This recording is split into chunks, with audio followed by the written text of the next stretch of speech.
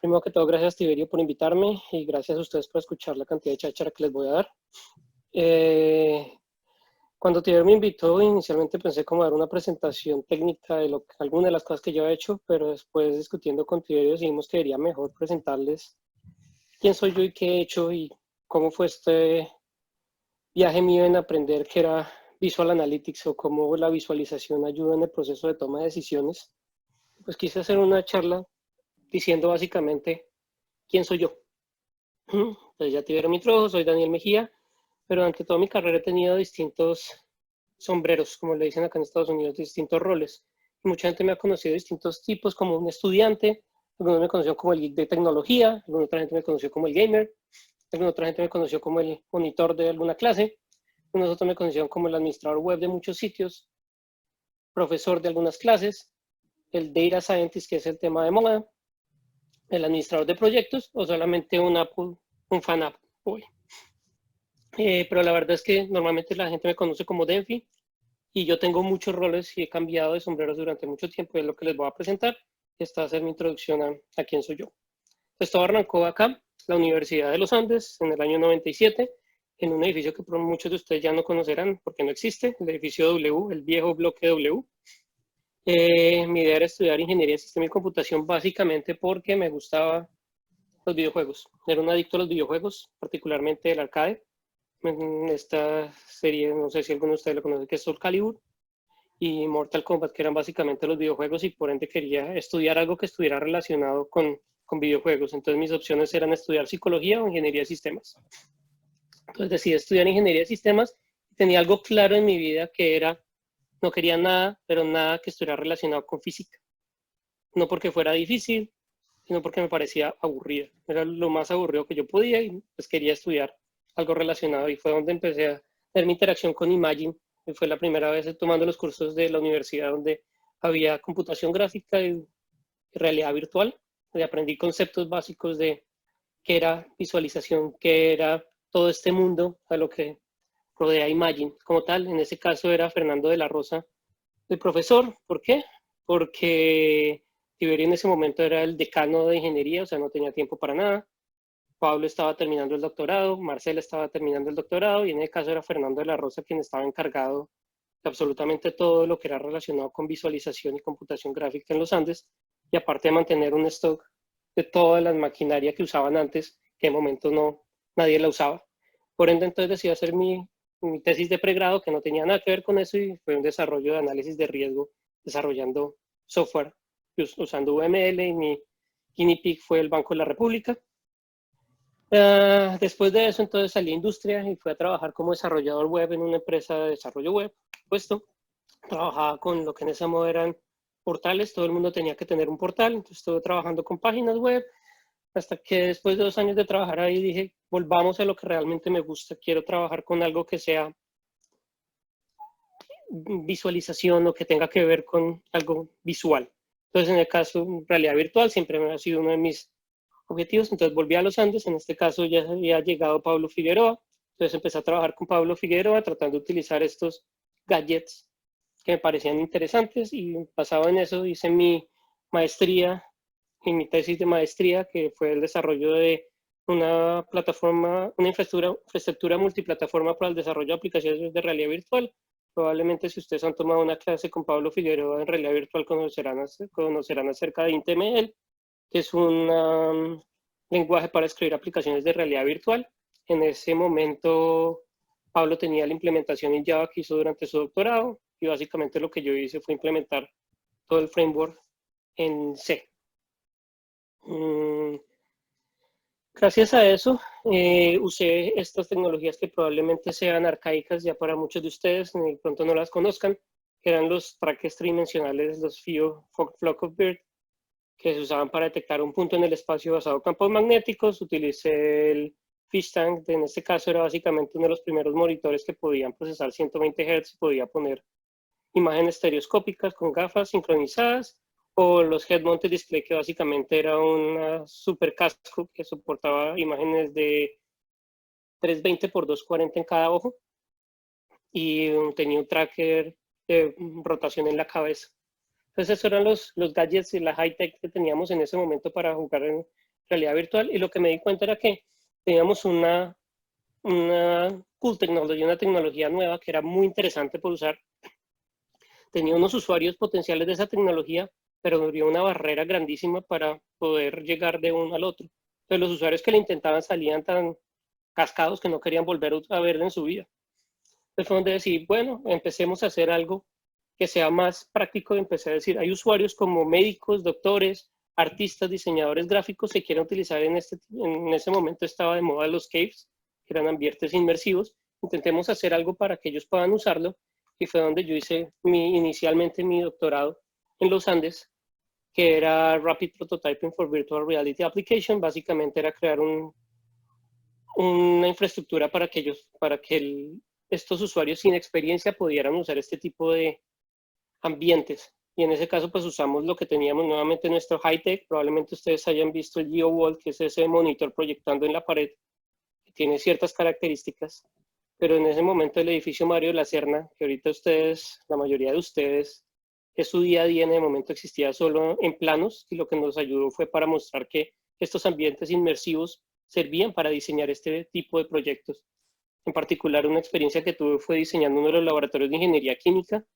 Encontraron un hueco de seguridad, y es que una de las duchas de seguridad le habían puesto en la entrada de uno de los laboratorios. Y por entes de regulación, eso era imposible de implementarlo. Se dieron cuenta haciendo estos paseos virtuales en esos ambientes. Desafortunadamente, gracias a ICETEX y Conciencias, no pude seguir delaying my payments, mantener esa deuda que tenía de pregrado con ICETEX. Entonces decidí tirar la toalla y tiré el doctorado a la caneca después de un año de estar haciendo el doctorado en los Andes. De hecho, por eso en el PhD de Studies, no terminé mi doctorado. Y decidí volver a la industria. Entre la industria volví otra vez a Dayscript. En este caso ya no como desarrollador, sino yo ya como el rol de CTO, que era mantener toda la operación tecnológica de la empresa, manejando básicamente 4 países. Tenía que manejar operación en Ecuador, en Venezuela, en Panamá y alguna parte en Estados Unidos. Y tuve muchos clientes, algunos conocidos, otros no tanto. Porta en Ecuador, que ahorita es Claro, Telmex en Colombia, que también fue Claro, alguno de los portales que fue referencia en el fútbol en Colombia como Gol Gol Gol. Y en particular tuve que trabajar mucho con los equipos de fútbol porque llegamos a manejarle toda la publicidad digital que tenían y alguna publicidad física en alguno de los estadios. Entonces tuve que conocer mucho del ambiente de fútbol. Y así estuve durante mucho tiempo hasta que en el 2010 decidí renunciar. En parte porque mi esposa decidió venirse a Purdue a hacer el doctorado. Mi esposa trabajaba en ingeniería química en los Andes y vino a hacer el doctorado para poder seguir su carrera en los Andes.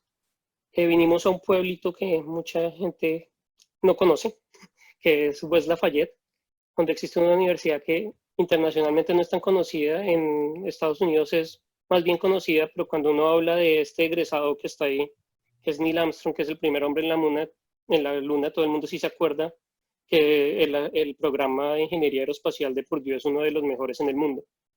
Mi esposa se vino a trabajar con metilación del DNA y en el ADN y cómo detectar marcas en el ADN para detección temprana de cáncer. Mientras tanto, yo me vine de sabático a rascarme la barriga por un rato. Pero lo que estuve aplicando como distintos trabajos a distintas posiciones, uno de los trabajos que apliqué, digamos que donde avancé en el proceso, fue en una empresa llamada NanoHub, donde pasé muchas entrevistas y la última entrevista que tuve fue con el director de ese centro de investigación, que se llama Gerhard Klimek. Y básicamente él me escribió lo que están intentando hacer. Ellos trataban de mirar todo el ambiente de nanotecnología, cómo podían incentivar a la gente que usara conceptos de nanotecnología, particularmente en conceptos de simulación y modelamiento. Y volví a ver el mismo problema que yo había visto antes. Había una tecnología muy interesante, habían algunos potenciales usuarios, pero había una barrera entre estos dos mundos en los que no podían hacerlo, y eso era lo que ellos estaban intentando solucionar. Ellos tenían estudiantes, experimentalistas, que son básicamente las personas en los laboratorios que hacen circuitos nanoelectrónicos, la industria, y lo que querían era usar herramientas de modelación y simulación que eran disponibles, pero eran supremamente complejas como para que ellos lo utilizaran. Entonces, por eso decidí entrar como subestudiante. En ese tiempo boté la oferta que ellos me habían dado inicialmente y entré como estudiante graduado a Purdue en el departamento de ingeniería eléctrica. Ojo, que había dicho que no quería ver nada de física. pero entré en el 2010, en el 2011 a ver cómo podía yo empezar a ayudar a esta gente que estaba acá. ¿Qué es lo que hacían Nanohub? Básicamente habían modelos físicos que corrían con distintas características y lo que hacían era, sin ningún conocimiento técnico, se lo mostraban a los usuarios finales de una manera amigable. Y lo que generaban eran tipos como aplicaciones o ambientes en los que ellos podían correr estas simulaciones. Eso es básicamente lo que hacen Nanohub como tal, pero también estuve involucrado en el engine o el motor que utilizaban para la parte de desarrollo física, que básicamente era la quinta encarnación de distintos motores físicos que arrancaron con NIMO 1D, desarrollado con NASA JPL y después en NIMO 3D, que fue adoptado por Texas Instruments. Y esta quinta versión era ya la última versión que estaban intentando hacer en Purdue, donde hacían era una mezcla de todos estos modelos físicos que soportaban. La idea era que trabajara con múltiples nodos corriendo y en super máquinas para correr todos estos modelos que requieren un computamiento bastante demandante.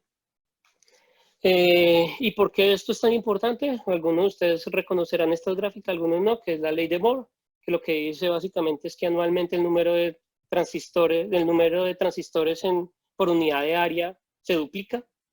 Entonces lo que quiere decir es que tenemos que crear transistores más pequeños para mantener esta tendencia que se ha venido viendo desde los 90s y que mucha gente dijo que iba a desaparecer, pero tanto Intel como Samsung, tanto TMD, muchas empresas siguieron manteniendo esta tendencia de poder de crecer el tamaño de los transistores y mantener la unidad de cómputo, inclusive superándola. Y pues ya todos sabemos que tenemos chips que son muy potentes en celulares, en consolas de juego, pero básicamente eso para la industria de semiconductores pues requirió un proceso de investigación grandísimo, cambiando los tipos de materiales que usaban como tal. Debido a eso, bueno, pues una explicación básica de lo que es un transistor. Básicamente lo que yo quiero ver, yo tengo un montón de canicas o esferas en un lado y quiero poder mirarlas en el otro lado, cuántas llegan para poder representar un 0 o un 1, que para todos es más que obvio porque es importante. El problema es que esa transición inicialmente no le enseñaron en física que eso era una simple ecuación. Yo aplicaba un poquito de voltaje y podía medir la corriente al otro lado y simple, sencillo. Por eso funciona cuando estamos hablando a nivel meso, que es a nivel grande. Cuando estamos hablando a nivel nanoscópico, básicamente lo que nosotros somos puntos y no hay nada continuo. Todo está saltándose. Entonces, inicialmente pasaron ecuaciones de difusión y ya ahorita lo que está utilizando es básicamente simular sistemas completos, que es solucionar la ecuación de Schrödinger, que es la que vemos en la parte de abajo izquierda, donde básicamente lo que yo defino son puntos en un sistema, cuál es la interacción en esos puntos, y tengo que simular una matriz inmensa que puede ser de billones de elementos y cómo interactúa para poder mirar algo que es medible al final. Debido a eso entré a trabajar mucho con Intel, trabajé con Intel como un internship, básicamente un modelo en la universidad que hacer un intercambio in situ, es decir, yo me quedo en Purdue, pero trabajo para Intel para problemas que tuviera Intel. ¿Y por qué es eso? Pues si ustedes miran la gráfica que está a la derecha, que es la gráfica del ITRS, lo que dice es cómo ve la industria que va a evolucionar el tamaño de los transistores. Lo que quiere decir es que el estimado para ellos es que para el 2024, o sea, en 2 años, este es de 2010, ¿no? O sea, en el 2010 predijeron que en el 2024 el tamaño de chips, el tamaño de semiconductores, de transistores que iban a desarrollarse, iban a estar alrededor de los 7 nanómetros. Y si miramos hoy 7 nanómetros, ya básicamente lo que están empezando a implementar empresas como Intel o como TMD, y en este momento ya están empezando a trabajar con 5 nanómetros. Si miramos 5 nanómetros en una línea de átomos, son 10 átomos que están interactuando únicamente. Y si yo veo que lo que están haciendo, entonces, ¿por qué no pasa la siguiente? Básicamente volvimos a lo mismo. Hay industria que quiere utilizar unos modelos de simulación, pero lo que tienen que hacer es, ellos tienen una idea de simular un transistor, que normalmente son cables, wires, pero para eso tienen que definir todo el sistema atomístico, tienen que definir cuáles son los orbitales con los cuales modelan esos átomos, cuál es la interacción que tienen todos esos orbitales, cuáles todas las ecuaciones y modelos físicos y matemáticos que van a aplicar sobre todo ese sistema, y todo eso lo tienen que definir en un archivo de configuración que interconecta todas esas definiciones que yo tengo ahí. Por eso entonces en el 2015 empecé a trabajar en mi disertación de doctorado, en donde lo que dije es, si miramos el proceso de simulación, el proceso de hacer una simulación, no es tan diferente del proceso de cristalización del conocimiento, que si ustedes han visto alguna materia en Visual Analytics, ese diagrama lo utiliza todo el mundo, que dice que para tomar decisiones es un proceso cíclico y donde las imágenes como tal amplían el proceso cognitivo. Y son muy útiles y por ende eso fue lo que básicamente definí como mi disertación de mi doctorado. Mi disertación fue Visual Analytics to Support Atomistic Simulation Design. Básicamente creé un sistema donde permitía diseñar esas simulaciones antes de correrlas y gastar un montón de recursos a una simulación que no iba a converger o no iba a correr. Aquí está todo mi comité que me trabajó, algunos de esos siguen trabajando por Duke, mi asesor Gerhard Klimek, Krishna Badahan, que ahorita está en Microsoft,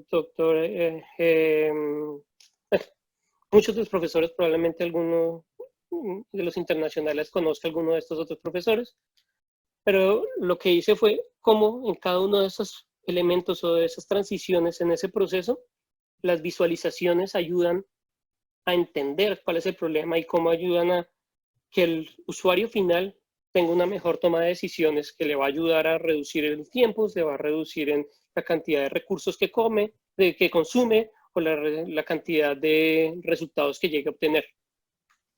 Eso fue básicamente lo que yo hice. En 2018 logré hacer la disertación. Fue exitosa y en ese punto decidí volver otra vez a aplicar a trabajos y esta vez me quedé donde había aplicado al principio, en HopZero, NanoHop.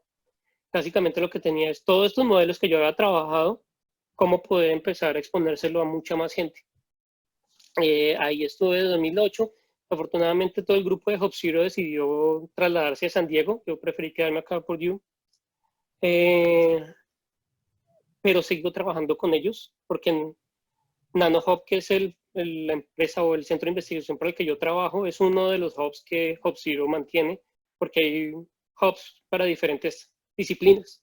Entonces yo seguí ahí, ese es mi estatus de lo que yo tengo y lo que tenía era para mostrarles es como alguno de los proyectos en los que he estado involucrado o que actualmente tengo corriendo, no sé cómo ya tiempo, pero este es uno de los ejemplos que es patrocinado por NSF, que es el Conciencia en Estados Unidos, liderado por la Universidad de Johns Hopkins y Cornell, donde lo que ellos hacen es tienen laboratorios donde corren o crean nuevos materiales, pero para crear esos materiales tienen cientos de variables contra el tiempo de cómo va haciendo la generación de estos nuevos materiales y basado en eso quieren volverlo a replicar.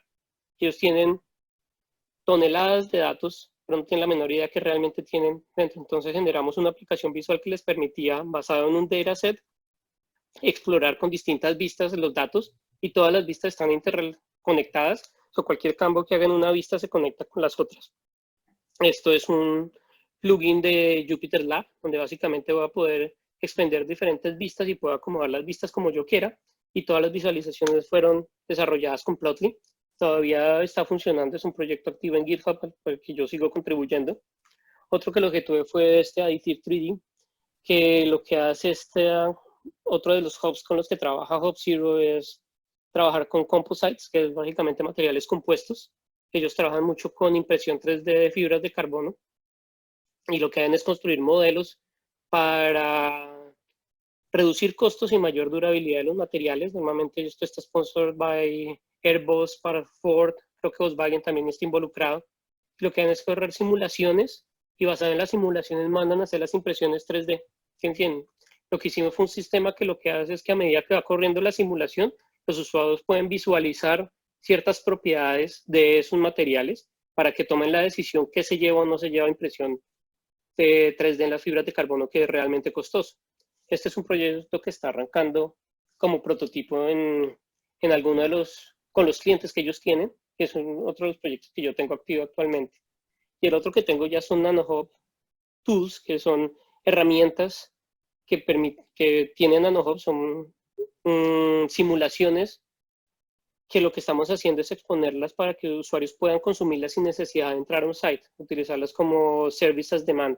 Ustedes pueden conectarse a un web API y empezar a consumir esas simulaciones y visualizarlas directamente desde su propia instancia de Jupyter o inclusive con aplicaciones de JavaScript. Esto también está soportado con la Universidad de Indiana, soportado por NSF, y como un branch que tiene esto, como una rama de este proyecto, que lo llamé NanoHub User Interface Definition Language, básicamente cómo utilizar un lenguaje de descripción de aplicaciones. En este caso estoy utilizando Teleport HQ, que es lo que hace es un JSON esquema para describir una aplicación web, muy similar a como se hacía con IntML. Ustedes lo hacían en XML, ahorita lo estamos haciendo en JSON, y lo que tienen son convertidores de esos JSON a código real. Entonces uno lo puede transformar a aplicaciones de React, aplicaciones de Vue, aplicaciones de múltiples frameworks de JavaScript e importarlos en diferentes ambientes. Ahorita que estamos trabajando con EDX para intentar embeber este tipo de simulaciones como parte del currículo utilizando este tipo de frameworks. Entonces estos son como proyectos y como un montón de cosas para mostrarles todo lo que he hecho durante mi vida y cómo he estado conectado con Imagine, para que se den idea de todo lo que abarca y todo lo que se puede hacer basado en la misma premisa que es visualización. Entonces, lo que quería es básicamente contarles acerca de quién era yo, cómo fue mi proceso para entender qué era Visual Analytics como tal, y pues compartirlo con ustedes.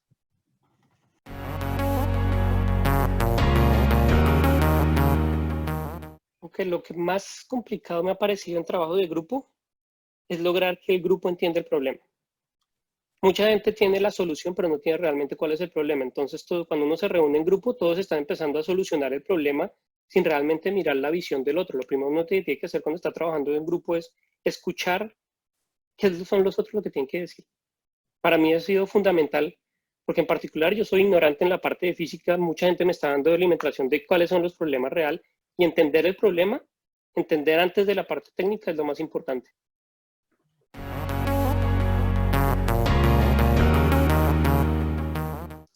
Hay dos cosas que yo puedo ser muy honesto.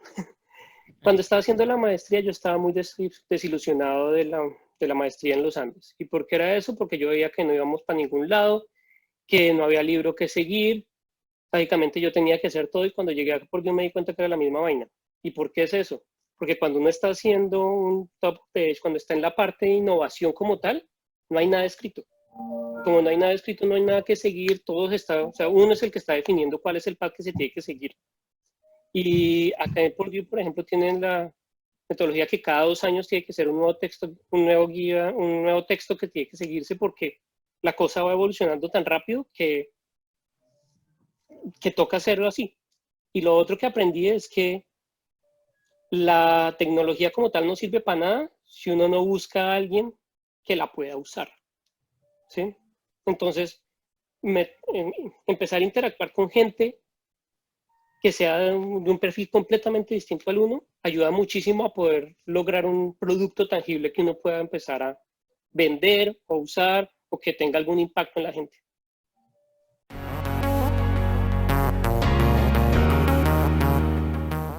Vuelvo y repito hasta cierto punto lo que dije antes, es la solución no importa tanto como entender el problema.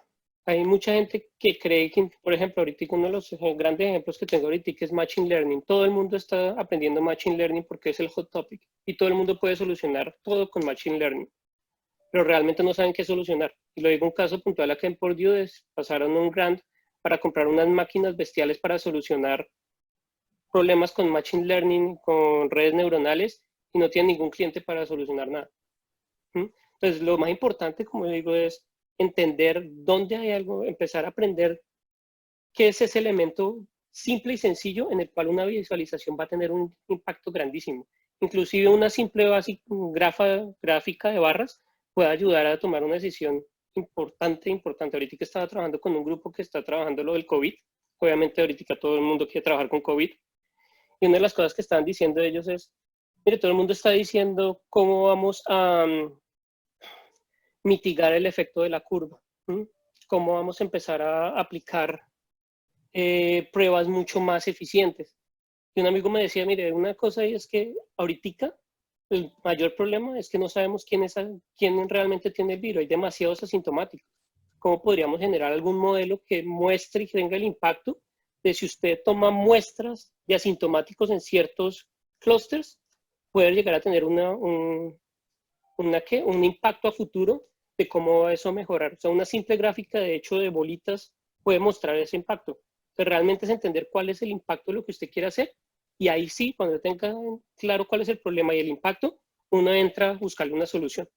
¿Sí? Pero es concentrarse en entender el problema, no tanto en la solución. Porque la solución hoy es una tecnología, mañana va a ser otra.